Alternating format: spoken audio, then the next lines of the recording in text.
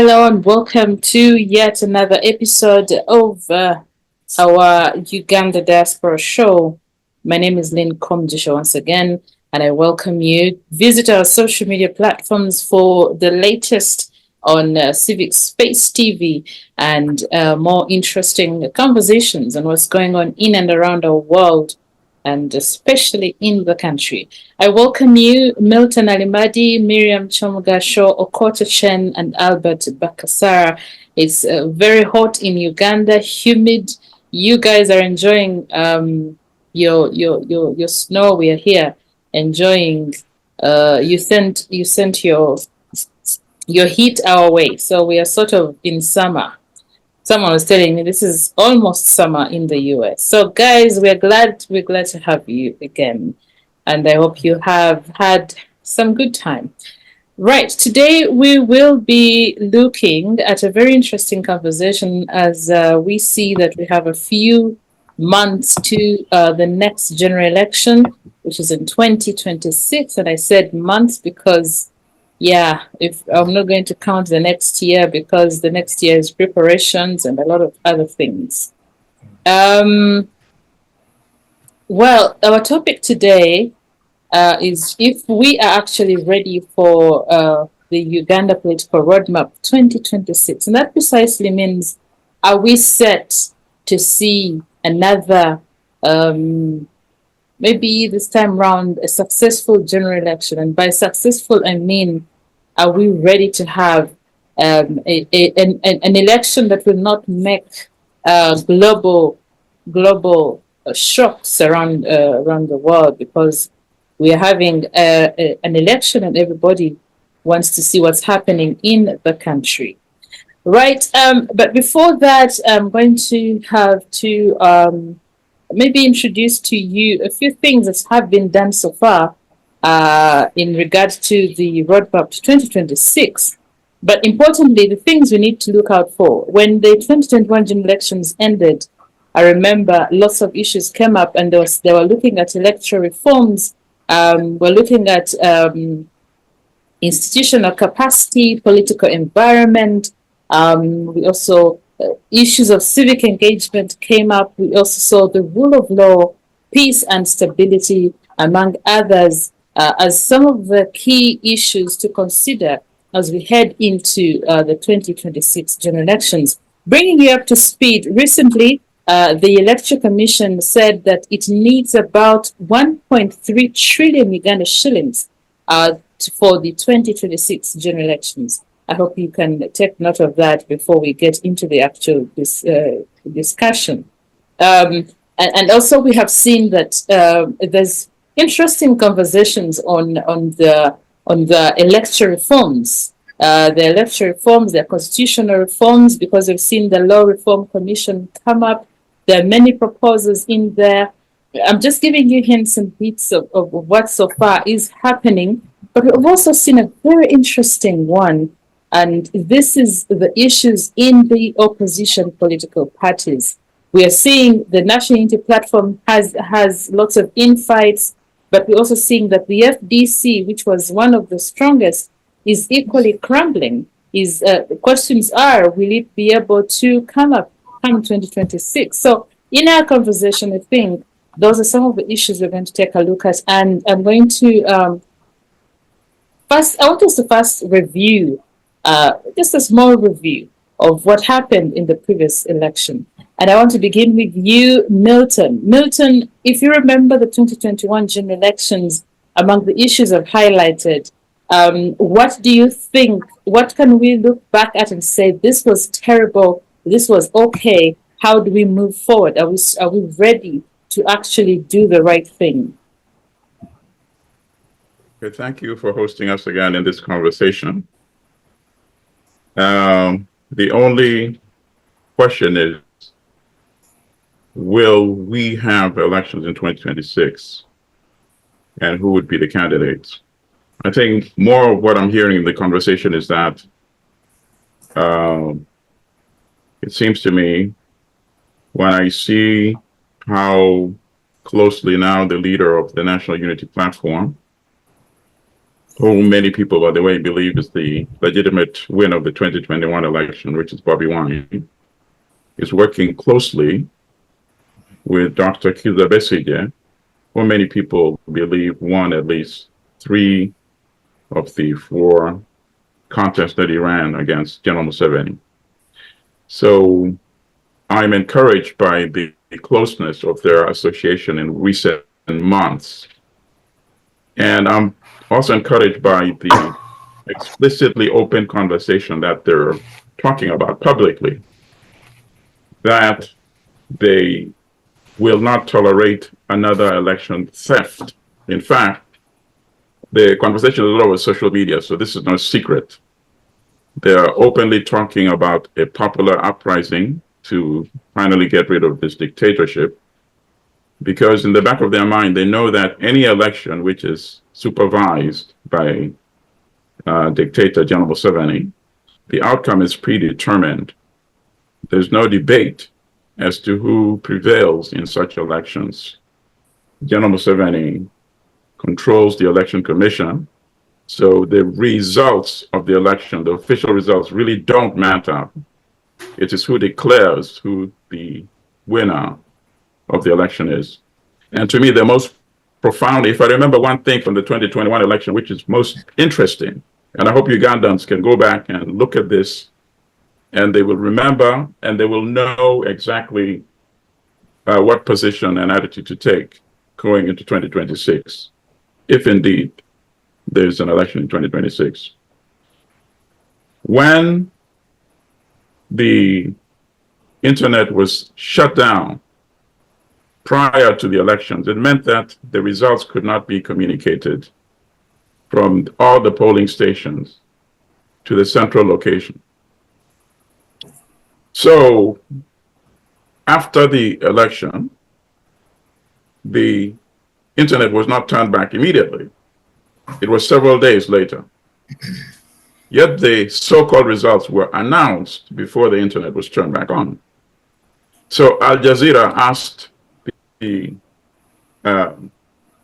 chair of the election commission, if not the chair, at least one of the senior members of the election commission, since the internet is still shut down, how did you get the results that you declared in favor of General Museveni? And the election official said, oh, I will have to come back to you with the answer to that question. So the theft of the election was undressed in public by media, and that to me was very good. And then another example of how the election theft was undressed was actually done on Black Star News, of course, which is the publication that I am publisher of. I was monitoring the announcement of the results very closely and posting it on our website. And then at one point, the election commission announced new, fresh information which allegedly had come in. And the numbers, instead of going up, went down. So obviously you could tell that these numbers were just being manufactured out of thin air. So we wrote an article about that, and we linked to the web where the numbers were being posted, right? Sure enough, a few hours later, that entire section had been deleted. Those numbers I referred to had disappeared. The link to where it was being posted had disappeared. So I say all this to maintain my position that those elections were sham elections. And I think what people should look at now is only one important question. Will the military dictatorship of General Museveni be allowed to organize another sham election and to steal another sham election? And my own position is that it's going to be very difficult. And even if he does, I don't think his regime will survive, because the people who support him the most have supported him the most in the past, which is the United States and Britain, seem to have taken a very different attitude toward the regime now. I think they've concluded that he has served his usefulness. and it's time to move forward. At least that's the position of the United States. And I think Britain takes a lot of its position from the United States as well. So those are my initial observations on this. Milton, before you go, when you say you don't think they will allow the elections to take place, who are we talking about? I thought this is a Ugandan thing. It's supposed to be Ugandan elections. So Museveni's regime does not survive without the support of the United States and Britain, and everybody knows that. Everybody knows, even the regime itself knows that it is a puppet of the United States and British interests. So today, I'm not here to mince words. All right. And anybody can debate this position with me, and I'm happy to debate that. Right. I come to you, Okoto Chen. We're taking a look at what happened, a brief review of 2021 as we prepare ourselves for 2026. And we're asking ourselves, really, have we, the issues that came up, have we ironed them out? And are we ready indeed? Yeah, thank you. Thank you very much. And my regards to everybody out there. I must say that from where I sit, I think we have a very big challenge ahead. I have a first-hand experience in the last elections. I was in Uganda and I was on the ground. I can say that I don't think we are ready for the elections. I don't think the Uganda political roadmap for 2026 and we are ready, especially if you look at the various stakeholders and interest groups in the country.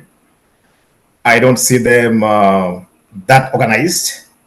From where I sit, I see that the sitting establishment, the ruling party, and the General Museveni have already actually, repositioned their stand in the elections.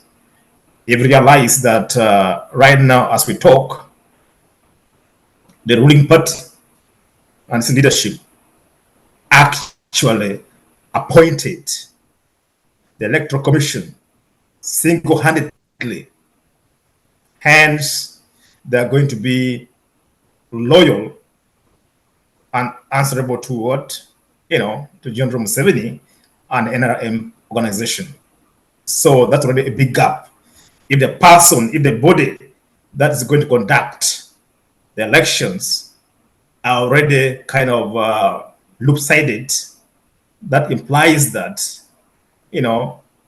the credibility of the elections will be wanting. And secondly, also, from where I sit, I can see a lot of challenges. There is no any sufficient civic awareness and education that has taken place. If you travel in the countryside, most of the voters are not enlightened enough. Right now, most of the voters can even sacrifice or give their mandates or votes just for mere salt, sugar, and coins, due to a lack of civic education on electoral rights. So there's a gap there. So I don't think even, we are going to have any meaningful electioneering. And thirdly, also, I see that, the civil society and opposition are not quite there. If you look at all the key political entities that should be spearheading, maybe like even the hopes for a regime change in this area. Look at my own political party, EPC. Their functions, they're infertile, they're not functioning. Go to DP, nothing much happening there. You go to FDC, chaos, any other party, we might have our, our political identities and we become very emotionally attached. That is true. But from where I sit, the realities of the ground are quite different. The dictatorship has suppressed most of the other actors, and the current voters or civil society or voters in general or the generation, their interest is quite different. Like we might think, that we talk of, we can think of in terms of the Arab Spring, but that is a long pipe dream in Uganda. So from where I sit, I don't see that we are ready for any meaningful democratic and any hopeful change, because due to lack of civic awareness and education, due to even there's no even proper peace and rule of law taking place, and thirdly, the political entities, opposition also not quite in this array at the moment. So from where I sit, I see that already the elections have been foregone. The grounds are not leveled. Okay? The EC is in the pockets of the ruling party. The army, the police, everything. Thank you for now. Right. Thank you, Okot, for that. Albert, I come to you. Are we ready? And that is our topic for the day. But we are doing a review of what happened 2021. And as we prepare, as we get excited for 2026, are we ready? Thank you, Lynn. Thank you, viewers, and thank you, fellow panelists. Are we ready? No, Uganda is not ready. I don't think it will ever be ready, because a few fundamental changes have to happen for a country to be ready for a democratic election. The citizenry has to be prepared. The leaders have to be prepared as well. Yes, we may look at the leaders of today in Uganda and think of them, okay, there's a dictatorship or there's this, whatever description you want to use, I'll grant you that. But the other leaders, they also have an interest in the stability of the country. All of you have been seeing this MK project, now it's whatever league, whatever they call it. So if it is true that there is this campaign where the current leader wants to hand over power to his son, clearly he must have an interest in handing his son a stable country. Even if it wasn't on a leadership level, just on a parent level, you have to love your son to leave him in a place where he's not going to be killed the next day you leave the scene. So that's just parental love, parental care, parental guidance. So he has an interest to have a stable Uganda. So that should be a motivator for him to have free and fair elections in 2026. Will there be temptations to go overboard in one way or the other like we saw in 2021? Yes. But I'm banking on the love of a parent to supersede that and say, you know what? I want this place to be stable when I leave it to my kids. On the opposition, I think you asked a question on why the opposition is having these troubles. It's partly the 30, almost 40 years of the NRM, because there's a culture in Uganda that has been introduced by the NRM. No, all problems of Uganda did not start with Museveni and will not end with Museveni. But clearly, there are those that you can attribute to him and his management or governance style. And because he has been in power for a long, long time, the opposition leaders we're talking about, like Chagulanyi, or even, yes, Messages, and it was from the old school class, but his followers are not. These are young people that have grown up entirely under this current regime. So everything they know is exactly what they have seen growing up. So you don't expect them to behave or act any different than the current regime. It's just the current regime wrote the playbook and they're going to be better at it.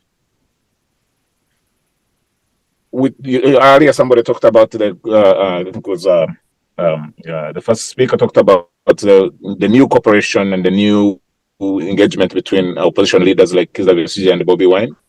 Yes, that is encouraging. That is encouraging. We will actually wonder why it hadn't taken place long ago. That's what needs to happen. I'm not as pessimistic as my brother from UPC. I think the country will survive this dark spell, because I know, and we all know, that the powers that the regime has are only the powers that we as a citizenry give to the regime. You have seen powerful regimes fall in Khartoum, in Cairo, in Baghdad. It's the citizens. Even recently in South America, a couple of countries went against the leadership and voted new people. So how do we move to get ourselves at least ready as we can be? We will never be entirely ready, like I said, but how can we get to at least a spot that does not make Uganda a pariah nation in the international community, that make Uganda people notice? We're supposed to be a breadbasket in the region. We're supposed to be a center, a peaceful center. We're supposed to be this welcoming place with refugees and turmoil all around us. But we are now at a level where Uganda is actually sending people out. People are running away. So how do we get back? I think it will start with all of us. We will have to do our part. And yes, as much as our new generation of leaders have learned everything they know from the current regime, they also have, and I say they because I'm a little older. Once we turn 50, then we hand over to the new generation. So the new generation has a responsibility to look beyond the current regime for inspiration. Clearly, for almost 40 years, if they're looking at the state they're in, joblessness, insecurity, and all the other problems that the country is facing, if they're looking at all that and they're saying that it has not worked for them, why would they want to continue that? So they have to change their tactics. Lucky for this generation, it's an internet generation. They have information at their fingertips. They can form alliances. They can form networks. But the playbook has to change. They have, the opposition parties in Uganda have to move away from the Museveni playbook. It hasn't worked. Well, it has worked for him as an individual. It hasn't even worked for the country. So move away from it. Start your own. And now you see these alliances beginning with Kizza Besigye trying to mentor. And then maybe, I'm hoping it is a mentorship relationship with Bobi Wine. And they should continue that. And others, like my brother here that I see from UPC, should also join. Maybe front a candidate And don't worry about what the regime is doing. Put your own candidates up there, men and women of integrity. Do some training for them. Doesn't matter whether they lose or win, but let them stand on principles. Let them differentiate themselves from the current regime. And slowly by slowly, we'll get there. Slowly by slowly, we'll get there. The young people of Uganda have a responsibility, and it's in their in their own interest, to work together using a different playbook than the current one to chart out a future, a different future for their country, for Uganda.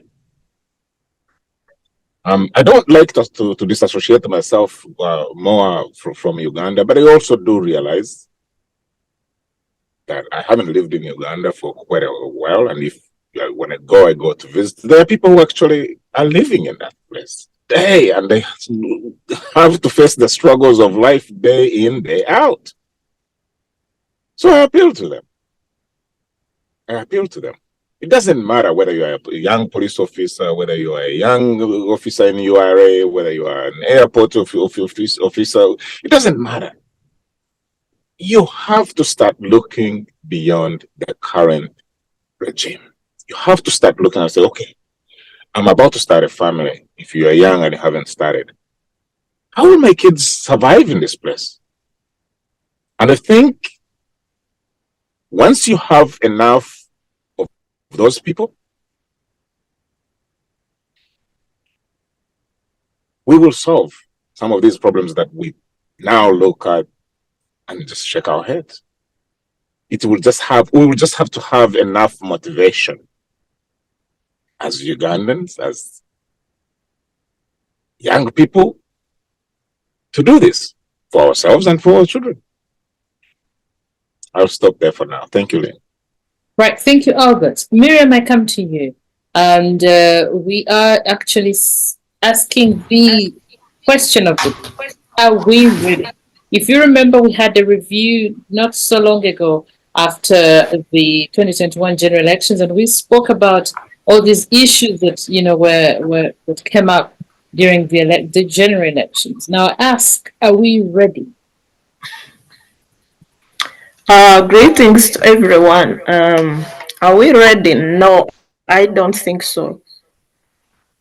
You see, in order to have an election or a transition, the ground has to be prepared, like everybody has said. In Uganda, we have never been ready for a transition from 7 to anything else. But now, the situation is even much worse than it was before.